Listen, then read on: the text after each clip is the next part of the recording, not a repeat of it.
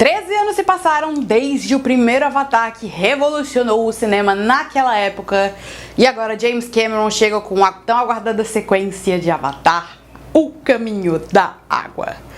Será que ele vai conseguir fazer mais uma revolução? Ou foi tarde demais?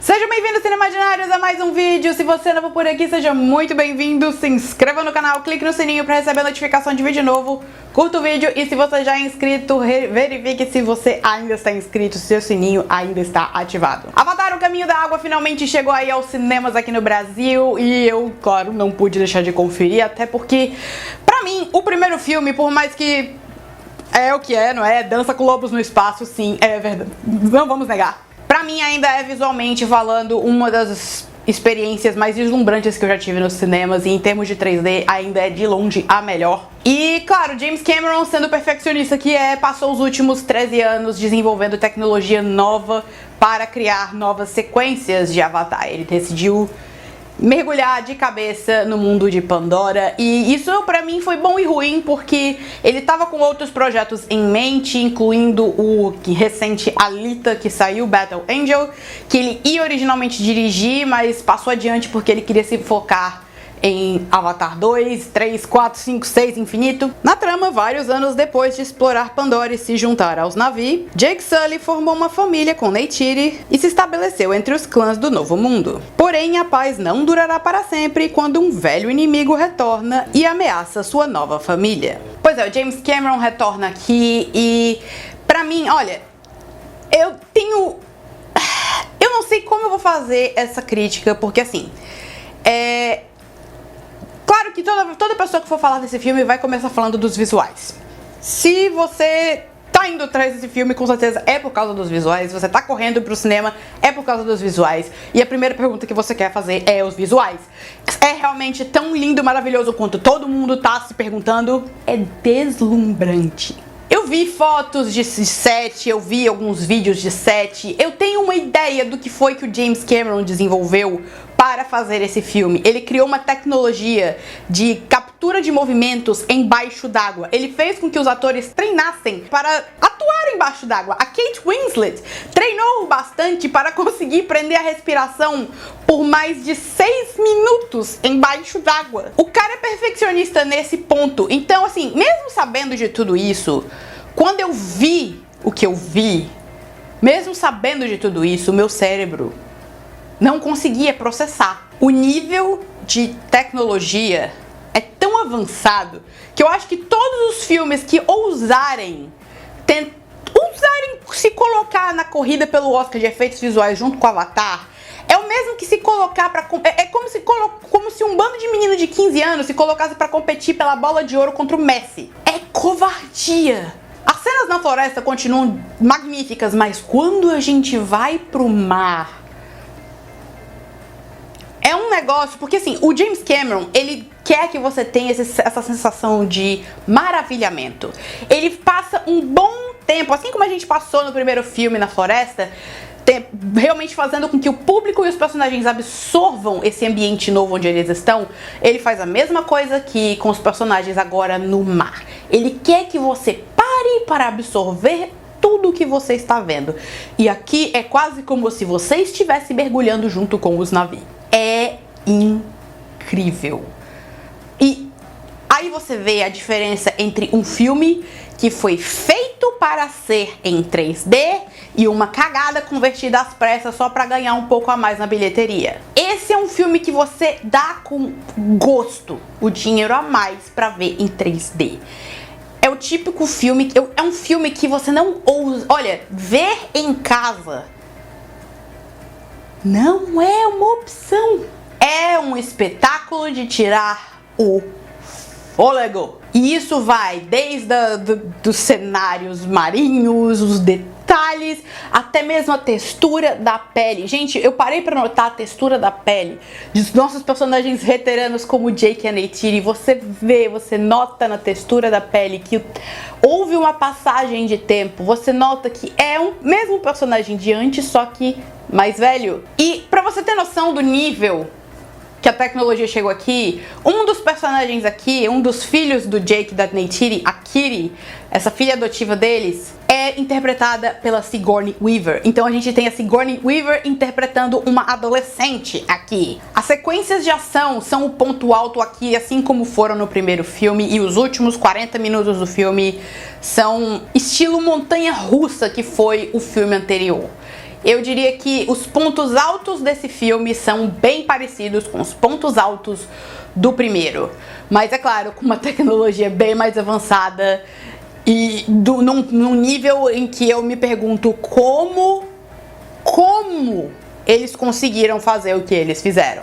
Agora a gente vai ter que entrar nos pontos negativos, que são bem semelhantes aos do primeiro, mas sinceramente falando, chegam a ser piores do que no primeiro.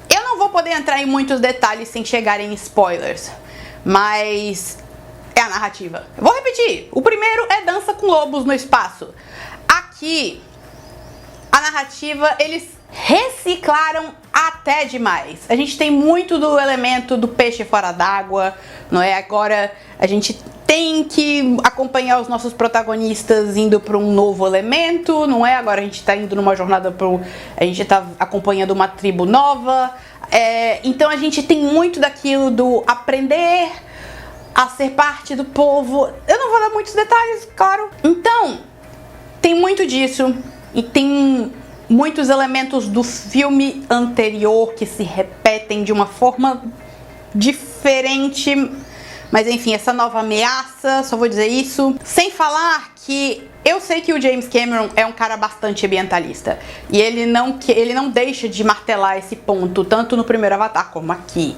Mas ele só trocou elementos, ele tá usando as mesmas coisas de formas diferentes. No primeiro filme era um minério que os humanos queriam explorar, por isso eles queriam derrubar as florestas. Então ele queria que o povo se conscientizasse sobre as florestas no primeiro filme. Aqui é sobre os mares, então ele só trocou o ponto, né? Ele chega a fazer toda uma sequência focada só na caça por essa coisa. Então há muita reciclagem de coisas do primeiro filme, sem falar que há elementos de certos personagens que são construídos de qualquer jeito. Em particular, há um personagem, o Spider, é meio que um filho adotivo humano do Jake e da Neytiri. Eu nem diria que é um filho, mas ele tá lá. Tem elementos em volta desse personagem que são muito importantes e eles são muito mal construídos.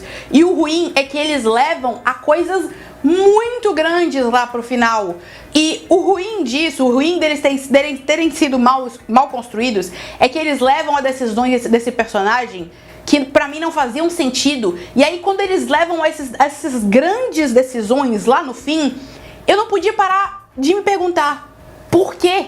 Por que isso aconteceu? Por que pessoa X fez isso? Por que pessoa Y fez isso? Por que isso aconteceu da forma que aconteceu? Então não adianta os visuais bonitos se você não tem uma narrativa que amarre tudo direitinho. Porque chegou um ponto em que o porquê começou a me perturbar tanto que o que eu tava vendo em tela começou a embaçar. Eu não conseguia mais prestar atenção porque a trama começou a perder o sentido. Tem uma questão do Spider com o vilão, uma questão do Spider com a Neytiri. O filme corta entre duas subtramas, às vezes ele deixa essa subtrama B bem esquecida por bastante tempo, ao ponto que eu pensava, ah tá, finalmente, voltamos pra cá. Enquanto a subtrama anda passos de tartaruga, porque eu sei, a gente tem que parar pra parte do deslumbramento, do mundo novo em que nós estamos descobrindo, eu sei. Mas a questão é que a gente também tinha coisas importantes aqui, coisas que nos levam a decisões importantes aqui. E esse sempre foi o ponto fraco de Avatar, a narrativa. Mas aqui eu acho que ela ficou ainda mais frágil. Assim, agora, o que eu vou falar agora eu não considero um ponto fraco, eu acho que é mais por uma observação. Esse filme é muito mais focado nos filhos do Jake e da Neytiri do que no Jake e na Neytiri. E eu não vejo isso como um ponto negativo. Eu só queria, na verdade, que a gente tivesse tido um pouco mais de foco nos personagens do que no maravilhamento. Eu sei que a gente vai ter mais filmes, então eu fico com a expectativa de ver mais deles, sobre eles, nos próximos filmes. Mas eu solto essa observação para que as pessoas não estranhem tanto. Eu acho que o Jake e a Neytiri em particular, tá bem mais de escanteio dessa vez. Eu acho que o Jake tá numa posição mais de liderança aqui. Eu gosto muito da forma como ele foi colocado como pai aqui, a forma como ele se vê como pai, mais do que como líder. Mas pra mim, eu acho que o roteiro desse filme tira bastante da minha atenção do visual e dos efeitos, porque quando eu paro pra me perguntar tanto o porquê as coisas estão acontecendo, eu não consigo mais prestar atenção. É lindo, mas por que ele tá fazendo isso mesmo? Então é algo que eu realmente espero que o James Cameron preste mais atenção no futuro. Eu realmente quero que isso siga sendo uma franquia, é uma franquia original. É um mundo lindo. Ele quer fazer...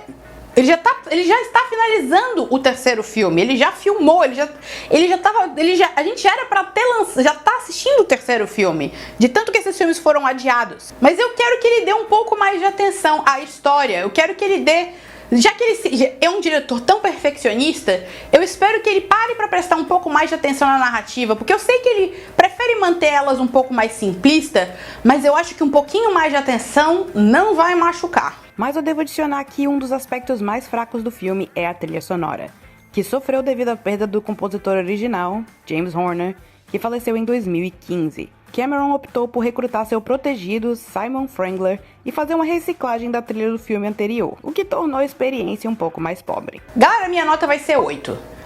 Eu acho que o visual é impecável, é imperdível um filme desses no cinema, mas a narrativa meio capenga atrapalha bastante na experiência.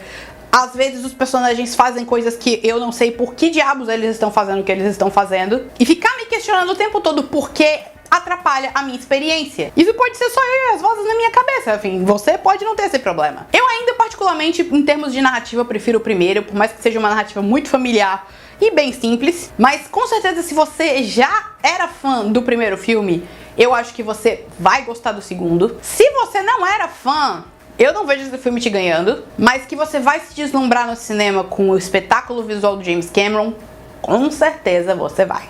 E é isso aí, Cineimaginários, espero que tenham gostado do vídeo. Deixa aqui nos comentários o que você achou de Avatar: O Caminho da Água, se você já teve a oportunidade de conferir. Mais uma vez, se você é novo por aqui, por favor, se inscreva no canal, clique no sininho para receber a notificação de vídeo novo. Curta o vídeo e me acompanhe nas redes sociais, Facebook, Twitter, Instagram, para conferir mais críticas, reactions e novidades do mundo do cinema. Tchau, tchau!